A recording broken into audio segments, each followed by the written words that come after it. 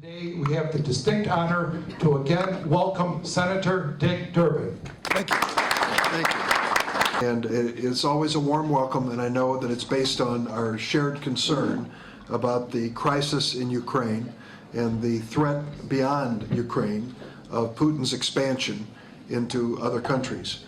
So last week, a group known as the Aspen Institute, which is an international organization, held a conference in Berlin that lasted for 5 days on the subject of Ukraine. Participating in this were Russians who, some living in Moscow and other places, part of our dialogue about what has been occurring. So it was a very lively exchange, as they say, between us in terms of what has been happening. One of the members of the Bundestag in Germany came to speak to us one day about the issue of Ukraine and mentioned that Prime Minister Yatsenyuk was going to be in Berlin the next day. So our office contacted him, and he came and spoke to this conference, which was not on the original schedule. But it was the best we could do because here was a man in leadership who knew what was happening immediately and on the ground in Ukraine. And you know, because you follow it every single day. We are now in this Minsk ceasefire, which is nominally in place, which is designed to stop the killing. But as Prime Minister Yatsenyuk told us, people are still dying. And unfortunately, many are still being displaced within Ukraine because of fear. And we are watching carefully and closely to see if the Russians go so far as to literally end the ceasefire. That is what we're watching on a day-to-day basis. I believe, and you've had visitors from the Republican side, Senator McCain, Senator Kirk, that share this belief that we as the United States should be prepared to provide the Ukrainians with the equipment and weaponry that they need to defend themselves. And that we can give them a number of different things which will help them save their lives and stop the advance of the Russians. The decision has not been made to do that. We are preparing to do that. And I think the time is drawing near. If the ceasefire shows any indication of falling apart, any more of an indication of falling apart, then I think we should go forward. So I don't think we have to wait. I think we ought to be providing the defensive weapons now.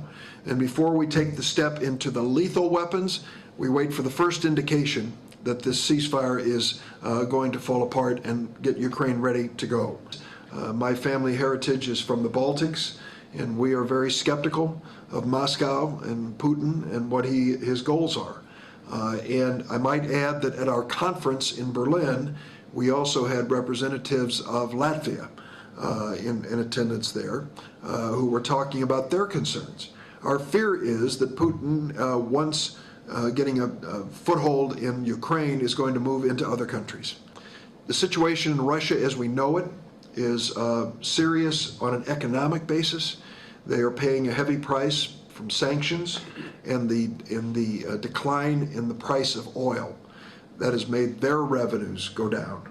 So they are facing economic problems today that are being felt by the people. Having said that, the polling in Russia, if it is to be believed, suggests that the Russian people still strongly support Putin.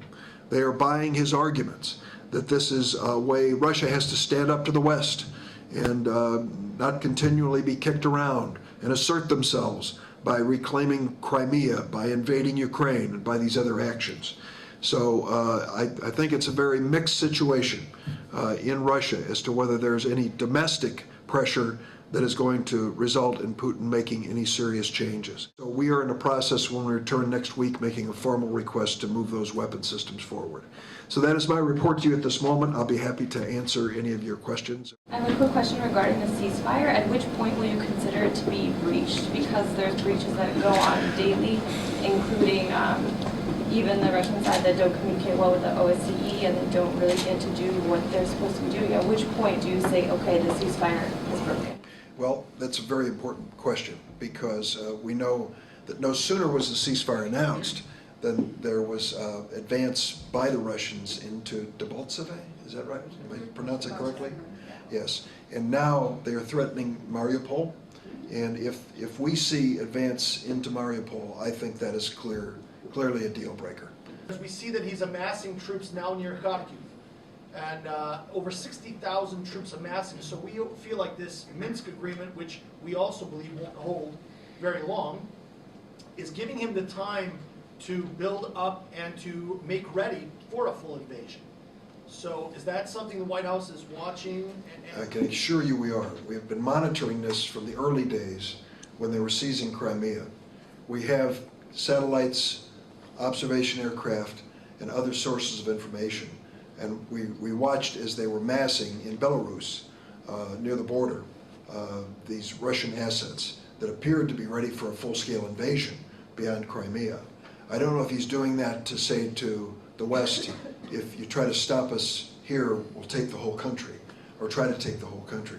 But we are watching their buildup in this situation. What is your time frame? Let's say Putin does provoke the United States into some action. What is the time frame that we have in order to react? I think you raised the right question, because I'm afraid that if the Ukrainian forces are overwhelmed, the Russians would march through Ukraine. They would march into Kyiv. I think that's what would happen. Absolutely. And so, in a matter of days or weeks, it could be that ominous. Чи справдились ваші враження, ваші очікування від прес-конференції з сенатором Дік Дурбін сьогодні? Мені дуже приємно було чути, що сенатор Дурбін є на нашій стороні. Але українці, так як взагалі, нам треба працювати з більше людьми, щоб допомогти йому покласти вплив на політичну систему Америки такою, як нам потрібно. Одна людина, їй дуже тяжко це зробити. Він старається, але українська сторона також мусить старатися. Зустрічі і виступи у меншому форматі, коли є менше людей, які є дуже добре поінформовані про справу, що вони, може, краще виходять на нашу користь, і ми тоді маємо більше інформації. Певно, що потрібно і зустрічі з цілою громадою, які вже відбулися, але це, я б сказала, була більш ділова зустріч. І таких ділових, а не символічних зустрічей більше нам потрібно. Що нас дуже турбує, є просто як американські засоби масової медії ставляться до питання України. Бо фактично сенатор Дурбін дуже часто виступає на захист українських інтересів. Разом з сенатором Мерфі, разом з сенатором Менендес, а з республіканської сторони є багато сенаторів. І Маккейн, і Кирк, і Портман, і багато-багато інших.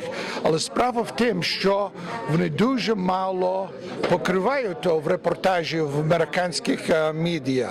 І то є зовсім несправедливо. Ми не розуміємо конкретно, чому це є. Наше завдання, як громада, є зробити більше звернень на проблеми. Як? Ну, треба писати на тих блоги, кореспондентських блоги, треба використовувати цих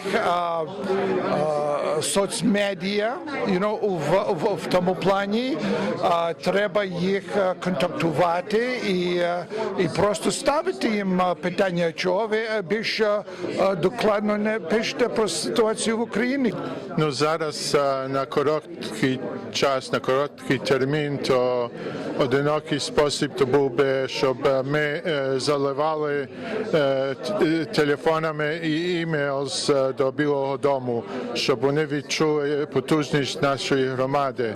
На далеку мету треба нашій громаді зрозуміти, особливо новим громадянам, новим прибулим до нашої громади, стати громадянами і виборцями Америки, бо тільки таким чином, тільки такою силою ми можемо мати враження на наших державних чинників у Вашингтоні.